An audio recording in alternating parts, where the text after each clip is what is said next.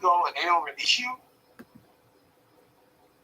if you leave, it's called AMA, it's medical advice, which you, until they discharge you, you can't leave the hospital. The insurance won't pay you. So now you have $10,000 bill, and then all you want to do is get out of there. So I was talking to the charge nurses. I was requesting all these different people, hospital to come down, and then I was explaining the situation. And they had me in this room by myself. So I'm like, yo, I got to get out of here. And then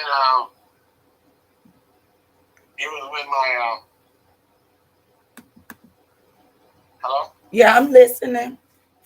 When my family came up there, these guys and, other five brothers, so the room was full with all my friends, right?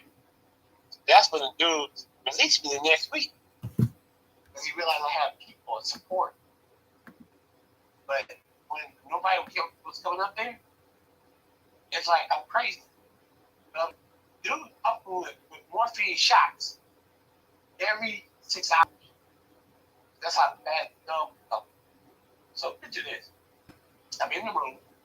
So the nurse the next morning got one of the else there for whole month. So she said, Charles, are you okay? And I'm like, I can't say. I've been here down here a month, cooking, and I'm trying to get released, but go get the surgery at the hospital. They keep saying that they want to try to do it, but they don't have nobody to do it. And the guy that came in here, he don't know shit.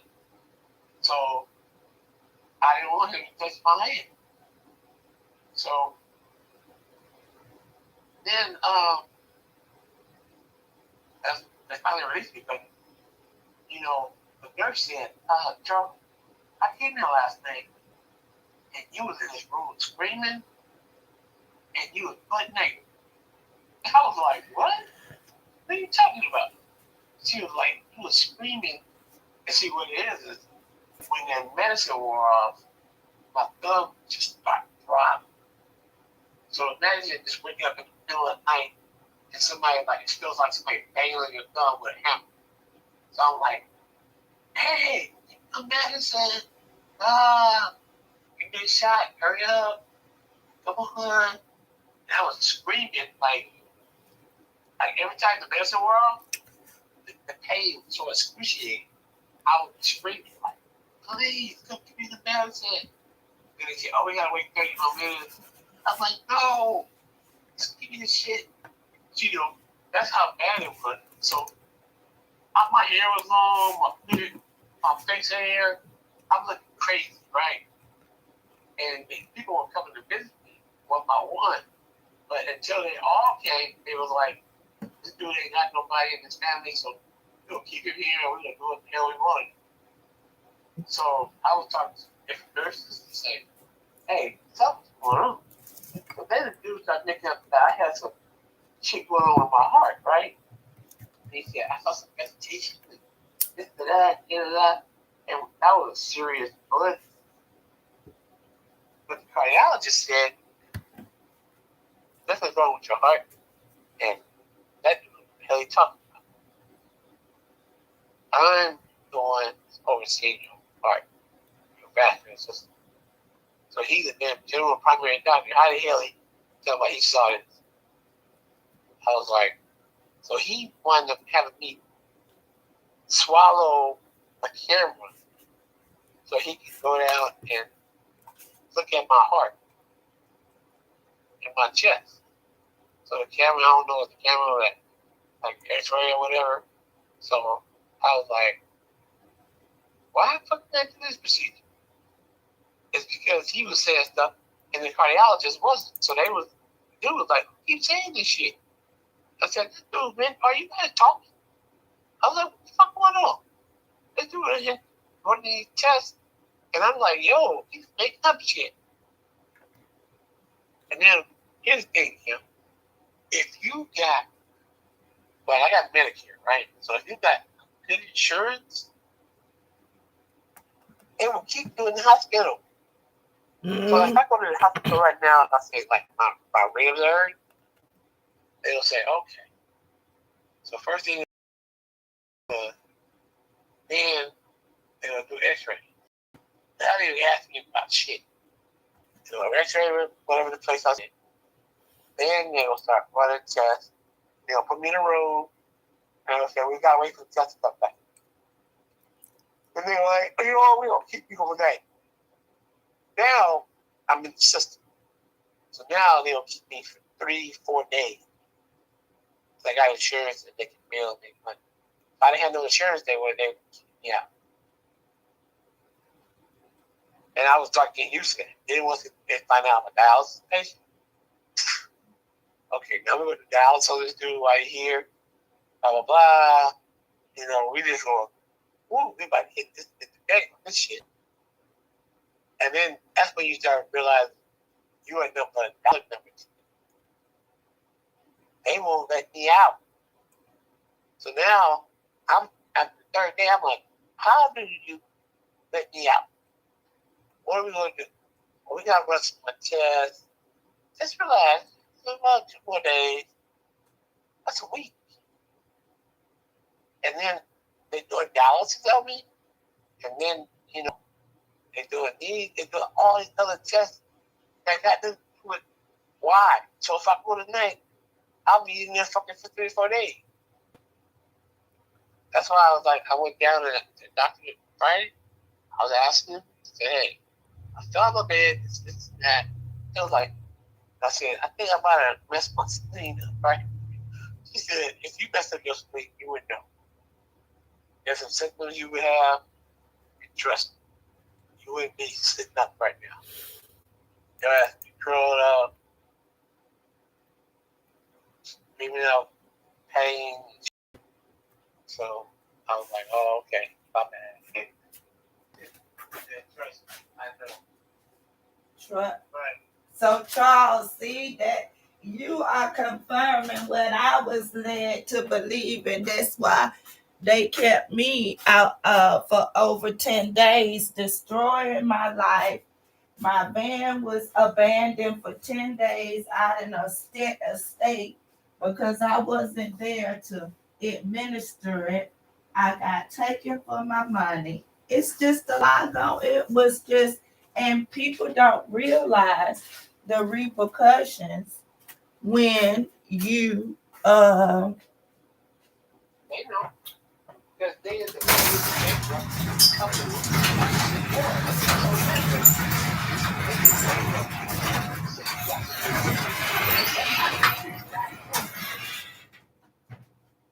Like, I be watching these little medical shows, and they was like, this woman was being treated for something, but it was symptoms that were similar to another disease.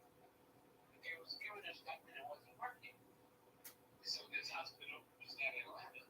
They was like, okay, we're doing this, we're doing tests here, da. And it's like, really, that good disease. Because you're not even responding to the medication you need. So it be something else. Even sometimes a couple of people had cancer, and they was like, you don't have cancer, you got something else. So, but if you watch this show, it's called The Good Nurse. Now on Netflix, it's on Netflix, but the real show, the real investigation, is on there as well. But anyway, it's like they talk about how the nurses do crazy shit. And this dude, he was killing people. And he would change, and when they figured out, he moved to another hospital, and then what they would do is they would give a reference, and they would cut the tie. But they wouldn't claim that he was a part of causing death for all these people. He said, because there was a lawsuit. So he said, they had all the nurses and everybody quiet. And they said, you signed a contract that you can't go talk to the press. And if the police come back, you got to have a representative from the hospital in there, which is called risk management. So they would was trying to prevent lawsuits. People who died. So the dude was putting, so he would read their chart and, okay, they're allergic to this medication, he would be giving them that. Or the person is diabetic, but he don't have an issue with insulin. So he was giving them insulin on top of their insulin, and the person would start dying. They were cold or whatever. And then he would be right there. Like, what he would do, he would put it in the bag. So the nurse would unknowingly go hang this bag, and it has this drug or whatever he put in it, and then it goes into their body, and then they start coding. And the people would be like, they were improving. They was about to get out of here. But then he come, and he'd do this shit, and then it was like, oh, he's a good nurse. I'm not going to keep opening up all this. I'm listening, Charles. I'm talking to myself, too. So it was, I mean, if you watch that, then you understand the politics of how the hospital, they was duping, they was trying to, like, deceive the detectives who were investigating them.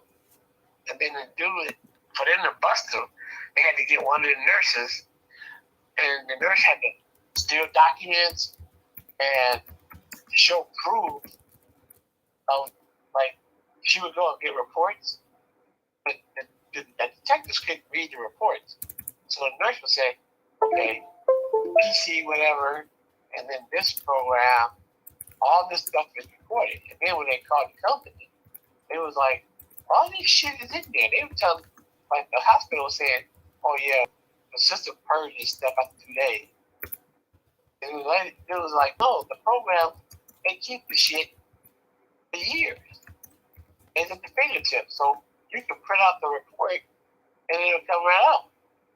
But the lady was lying to the police and said, yeah, well, we don't have that, so we can't print that out. But she was looking at a lawsuit, a risk point. So, but if you watch the movie, you'll see all this shit. And it's like, it just lets you know how vulnerable you are. What's the name of that movie, Charles? The Good Nurse. And it's basically, I mean, it's crazy. It's like a damn thriller. The dude is like, he's friends with the nurses, and he's a nurse, and when you look up his history, he came from the hospital, but the hospital can't say why he was fired or let go. Because they don't want to be liable for what he did. He was known for killing people. So they plotted. Right. And so they would fire him. They said, oh, it's because you have some inconsistencies on your application. Like, you know, the days you were working at this other place. So we don't let you go. So to still not to have any lawsuits or whatever, they would cut ties with him. And then they would be like, saying it was natural death. These people was cold. You know, like cold blue or cold whatever. Right. And when I was in the hospital, there was a lot of people coding. When I was down there for the COVID, 3 people died when I was there. That's a crazy thing.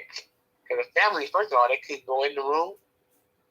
So they outside, they crying, looking through the window, the person by themselves. And it's like, that shit was crazy. And then my friend tonight, he works for funeral homes. So he sells caskets. So he was going to all these, you know, funeral homes and different things, and, you know, and then, you know, conferences and shit for the industry, for the funeral industry. And so he was like talking about that. And he said, so I asked him about the COVID. He was like, man, so imagine from December through March is our busiest time. During the holidays, everybody died. A bunch of people died during the holiday season. But then, imagine COVID. This hit us so hard. We didn't have supplies. We didn't have caskets, and the man was off the roof. So I would tell him, I said, well, what happened with, they wouldn't bury people, they put them in cold storage, like in a truck that was, like when the meat company carried meat across the state, Yeah. So they put them in a truck, a cold truck, and there was so many bodies. And they were like, and then he was like, okay, so imagine this. So let's say you in a hospital, nobody can see your family, nobody. But you are dying alone, and nobody can come in your room. So they was telling people, outside the hospital, the sign saying, I love you, and whatever. But the first thing get up to the window and see people, they were intubated and they couldn't breathe. So I saw a video of a real person with COVID on TV, right? And they were heaving for air, like, and this was the damn thing in their lungs to help them breathe. And once they do that, chances are the person ain't gonna be able to breathe on his own. So that's how the people were dying a lot. COVID was attacking their ass. It was killing them. But you couldn't bring nobody around because they would catch COVID. They may react the same way. I was like, wow, this shit is crazy. And he was telling me everything about that. The politics though. Like, they couldn't take the body to the funeral home. They take it, but they would only have a funeral with like 20 people. But that was later. In the beginning, they didn't know shit about COVID. That's why they were developing vaccinations and shit. So they was doing funerals with like half the family, like 10 people. And you couldn't invite people because somebody might catch COVID from that dead body. So I was like, wow, that's cold. You die alone. You sit up in the hospital, you can't breathe, you try to do the best you can, and all of a sudden you tap out. And it's so common because I'm talking to so many people, they like, yeah, I lost an aunt, I lost an uncle to COVID. 2 or 3 people in their life. So a lot of people, they hit their families and it's like they were regular, they was healthy and got COVID and hell fell loose. I was like, wow. And Charles, so think about that.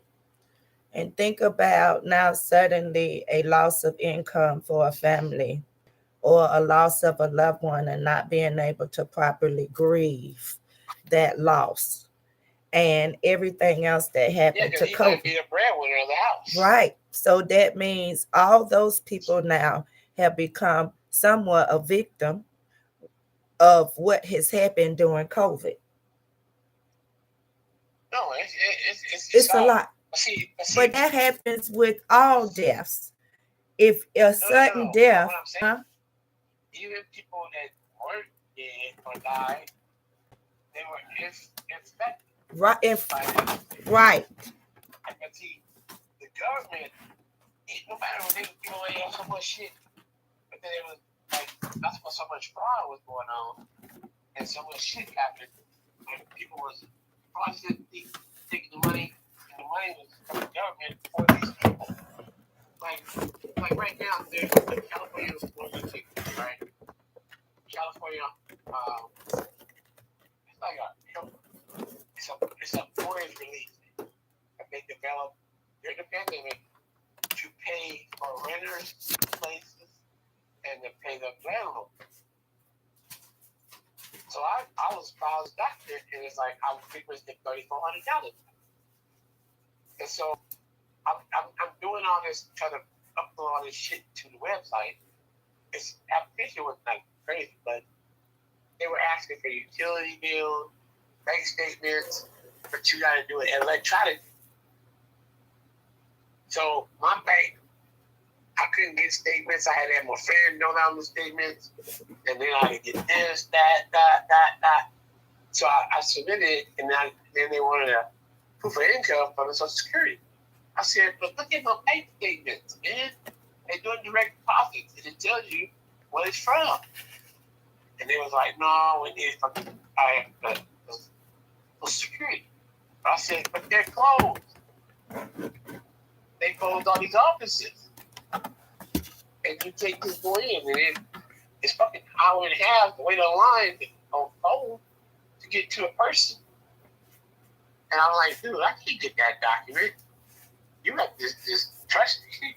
And, so they was like, oh, we can't process the paperwork until you get that. So then when I came back to San Diego, I got the document from the Social Security office. And then I was trying to submit it. And they was like, well, your application canceled. Now you got to start all over. And then now you got to get new updated information. So I was like, fuck it. I don't care.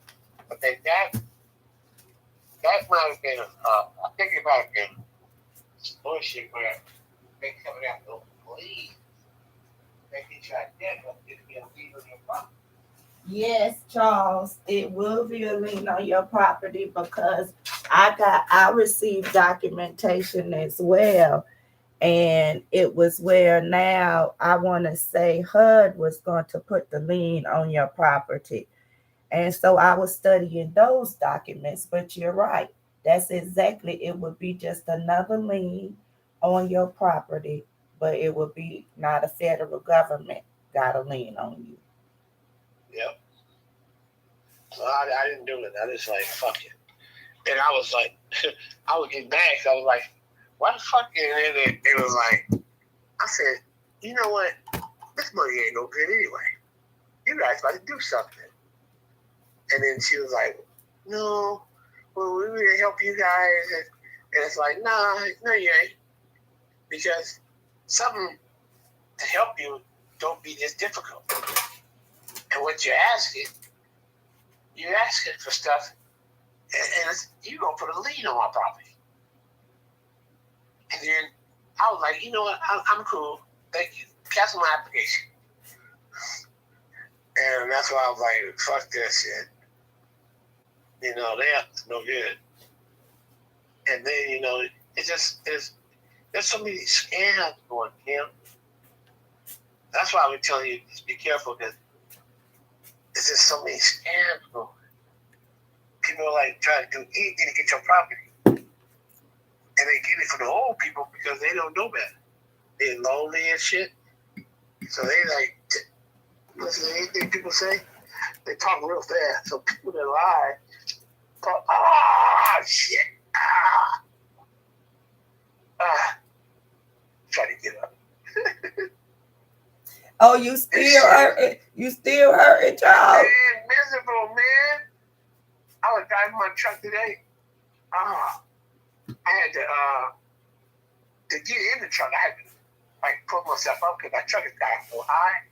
So I had to pull myself up by the steering wheel to get in. And that, when I was pulling up, it was pulling around that side. And I was like, So I had to jump up in the truck,